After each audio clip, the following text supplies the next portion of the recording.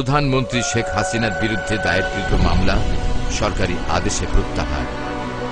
নাইকো দুর্নীতি 13,630 কোটি টাকা।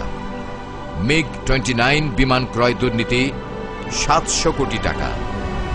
কোরিয়ান ফ্রিগেট ক্রয় দুর্নীতি 447 কোটি টাকা। মেঘনা ঘাট বিদ্যুৎ কেন্দ্র দুর্নীতি 18 কোটি টাকা। খুলনায় বিদ্যুৎ কেন্দ্র নির্মাণে ঘুষ গ্রহণ 3 কোটি টাকা। টুঙ্গিপাড়া স্মৃতিসৌধ নির্মাণে দুর্নীতি 42 কোটি টাকা। ব্যবসায়ী আজম জে চৌধুরীর কাছ থেকে ঘুষ গ্রহণ 3 কোটি টাকা। কাজী তাজুল ইসলামের কাছ থেকে ঘুষ গ্রহণ 3 কোটি টাকা। ব্যবসায়ী নূর আলীর কাছ থেকে ঘুষ গ্রহণ 5 কোটি টাকা।